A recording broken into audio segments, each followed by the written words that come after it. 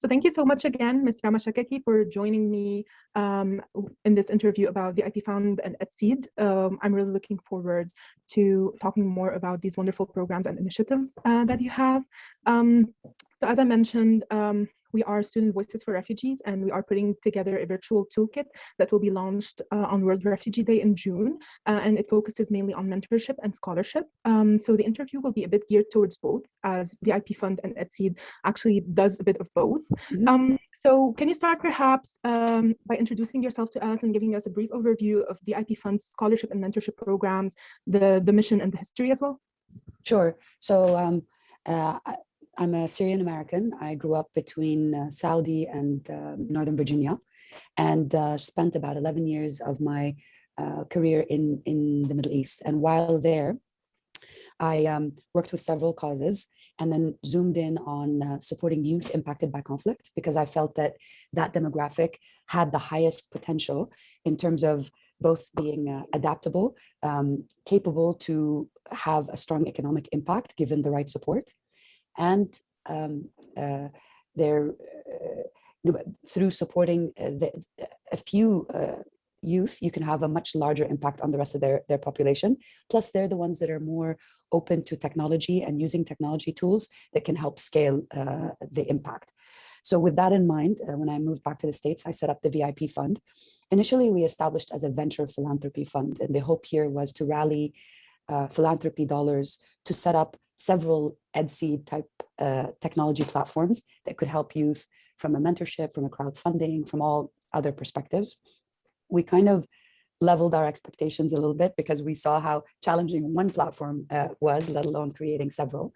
But our focus with the VIP.fund is on building a virtual youth community that connects youth impacted by conflict with others abroad who can help each other. So by sharing perspectives and by collaborating on addressing the challenges that the youth impacted by conflict have. What are those challenges? One, gaining access to education, whether it's funding or just knowing that certain education programs are out there. Two, having peers that they can speak with online to share experiences, compare and contrast, and then help each other out. So, that's the second part. And then the third is giving them access to mentorship by adults who have more experience, maybe share a common language or share the history of being from the same regions they're in, and giving them more kind of deep dive mentorship depending on the areas of interest they have or the needs that they may have. So that's kind of us in a nutshell. edseed specifically is the crowdfunding platform. So while we're not giving out scholarships, we're helping them gain access to funding through promoting the platform and getting the community in the States and Europe to get to know about it and about the youth and how they can contribute to their campaigns.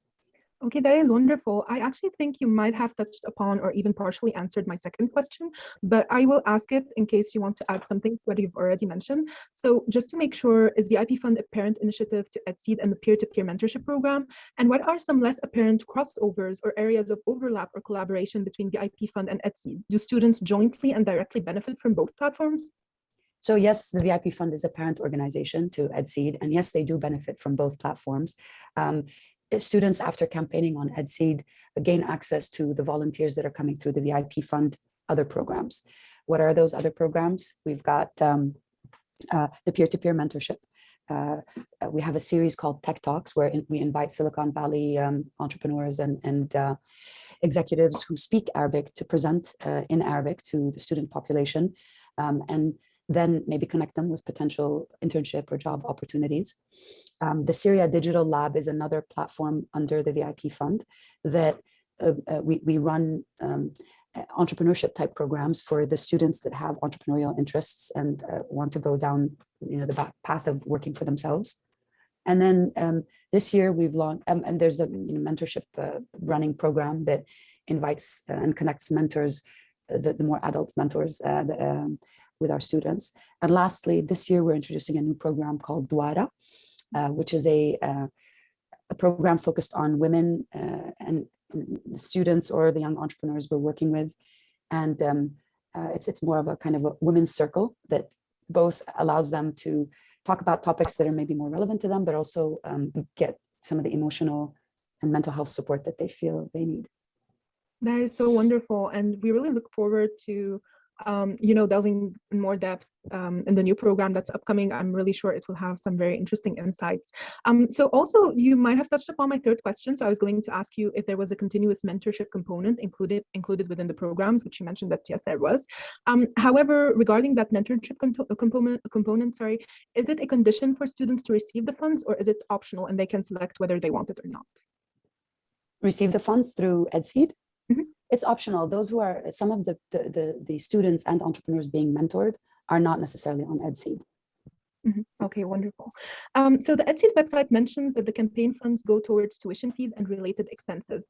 So does that include, for example, room and board as well as meals, or is it only about books, tuition fees, and insurance? It does in some cases include room and board, and we are selective based on the student needs, but also based on having local partners who can monitor the distribution of those funds to ensure the financial integrity of the transactions. Okay, wonderful. So how many students were you able to help so far through the edseed platform?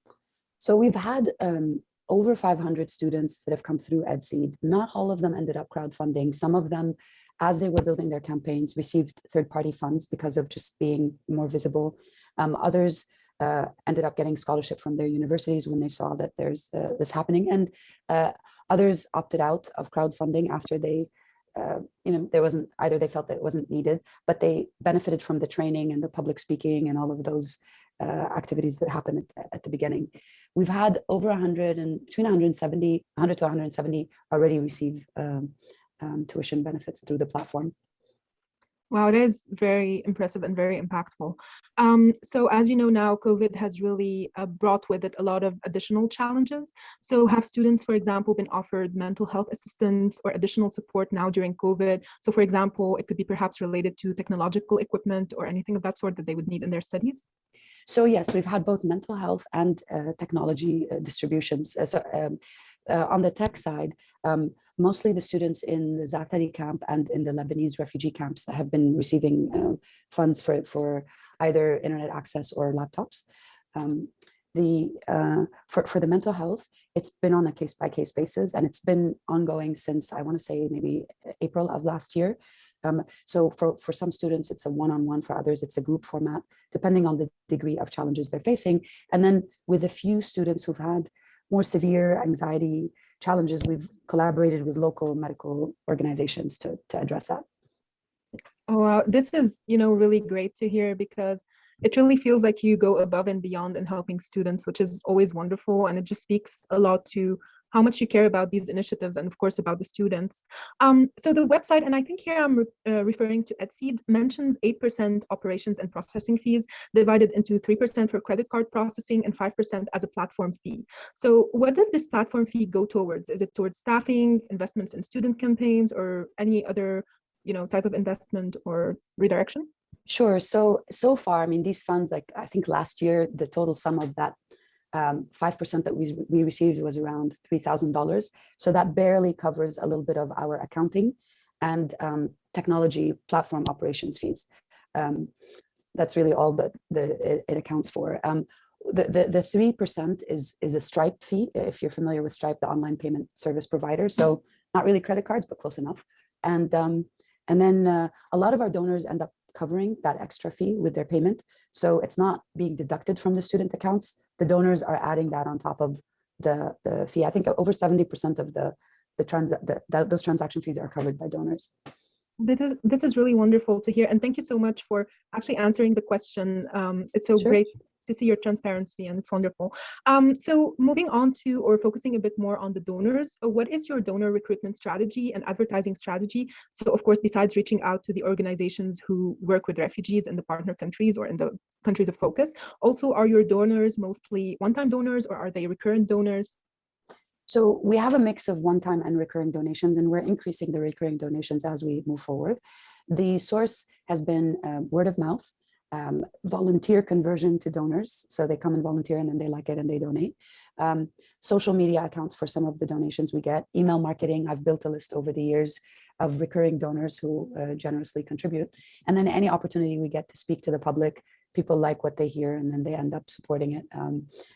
Some as little as $5 all the way up to, thousands. We have a few institutional donors like Goldman Sachs and one other, but it's still very modest amounts.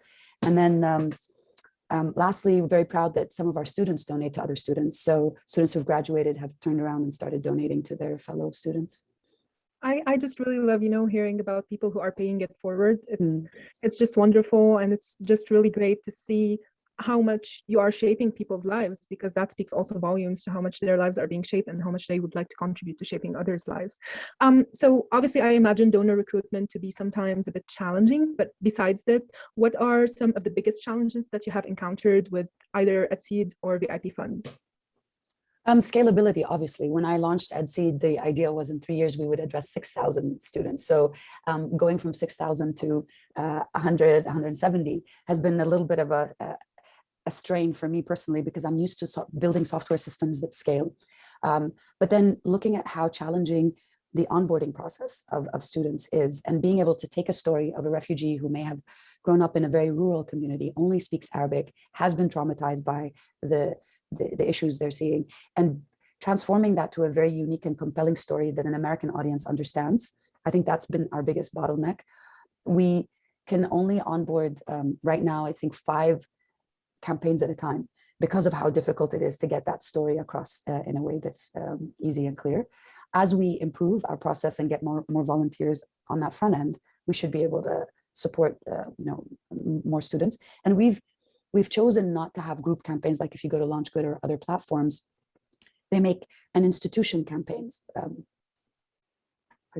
you there? Oh, my screen changes.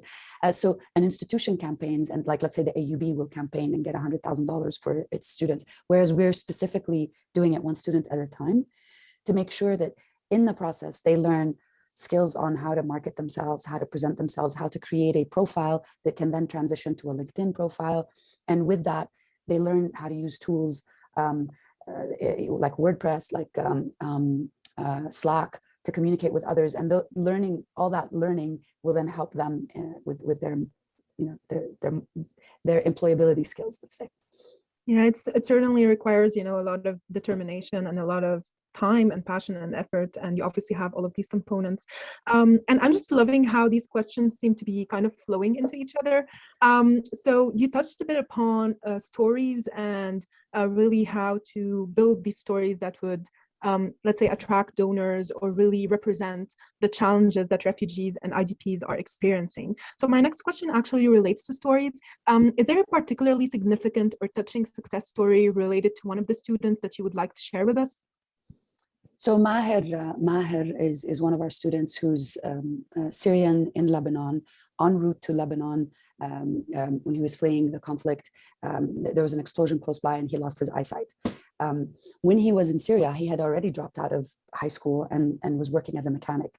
When he got to Lebanon, after the rehabilitation, he can't see, but he was able to go back, learn Braille, get a high school degree, get accepted in college in education, and then also, in addition to the education program, get on a robotics team that was getting notoriety globally because they competed in these global competitions. Maher is one of those Renaissance young men who's so talented. He joins us for online poetry sessions, reading. His literary skills are amazing. He volunteers to help other youth with physical disabilities. And I mean, it's just incredible working with someone like him. And we have a lot of other young men who are similar. I'm going to share one other quick story. One of our other young men who's studying audio engineering is a talented oud player. And we've been inviting him to all of our online get-togethers, and he kicks off with a couple of melodies. He sings and plays the oud. And he's been now invited to like online weddings and other ceremonies to perform, which is kind of fun. Wow, this is really wonderful to hear. And, these stories, like, they personally give me, so much inspiration, and I'm sure they are also the success stories that drive your work forward and that make it feel so meaningful, especially, I imagine, at times of difficulties. So what recommendations do you have for the university community, from presidents to student advocates, to create more accessible and inclusive campuses in the US, but also maybe in other countries as well? I think adopting online programs to get to know some of the profiles of the students we're working with, and being open to the idea that there are both academic gems and cultural gems that they can tap into globally and connect with. So I think that's one. Two, encourage their students to volunteer with organizations like ours, not just from a just volunteer outside the classroom, but also on projects through the classroom. So over the years, we've worked with Columbia and some other universities on capstone projects. And when the students come into the organization, they benefit a lot from that experience. And then lastly, it's always challenging for to get visibility in the media, but I assume universities, presidents, and others have a little more access, and they can lend that access to kind of lobby for not just working with students remotely through online programs, but maybe getting some of the students here locally. I completely agree with you. That's a very valid and very good point. And I think that all people who have, platforms to impact change or initiate change should use those platforms to do so much good that they can actually do. So we're coming towards the end of the interview. I just have one more question, and then perhaps one more after we finish the recording of the session. But is there anything else you would like to add or share with us? Let's see, Jane asked, can you tell us a bit more about the peer-to-peer mentorship program? How do you recruit mentors? So we collaborate with organizations both here in the States and elsewhere. And the first group of peers came through Project Turquoise. It's an organization based in the DC metro area.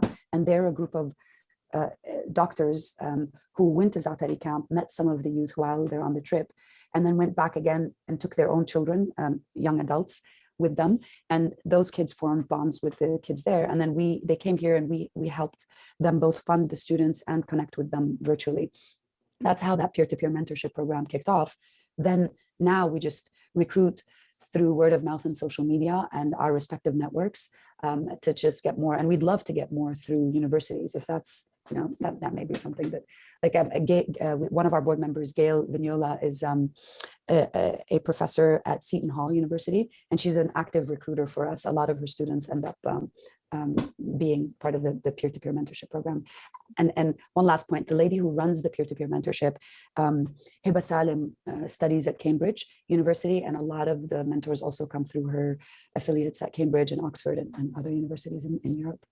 Oh, that's wonderful. And so within the peer-to-peer mentorship program, how do you pair up the mentors with the mentees? And usually once a mentor comes on board, do they commit to a year of mentorship, or is it month to month, or what's the duration?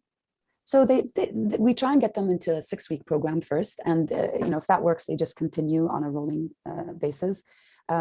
They get aligned based on interests with the students.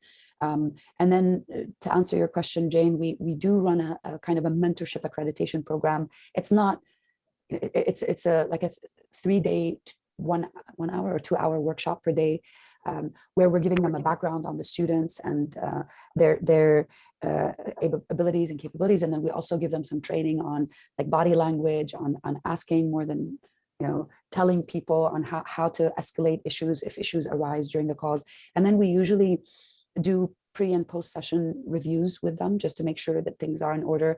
And then both mentors and mentees report back through a platform that we've built. So they're asked and encouraged to write and reflect about their experiences. And through those writings, we try and see what's working, what's not working. I would say there's maybe a 70% success rate, and the 30%, some people are just not interested after they try it. It's just not for them. Wonderful. Jane, do you have any other questions? Okay, I think she doesn't have. Okay, perfect. So do you have anything else to add, Ms. Rama? No, thank you, Krista. I just, it's lovely meeting you, and please encourage people to go to VIP.fund and go to the volunteer section. We'd love more volunteers. Of course, I will do. And actually, as I started researching more about VIPfund and edseed, it was just so wonderful learning about the existence of these platforms. And I will make sure, to encourage everyone I know around me to, at least go into the website and learn more about the very meaningful work that you do. So on that, I thank you so much once again, and I will pause the recording. Sure. I just wanted to let you know one more thing. We have an upcoming fund for Lebanese students. A Lebanese lady out of Dubai is starting it. And those funds usually seed the first 10 to 15% of every campaign. So keep that in mind and then check it out in the next couple of weeks. Well, that sounds wonderful. And I agree with Jane. So Jane mentioned we will be sure to share the opportunity with student voices for refugees members. So yes, I do agree.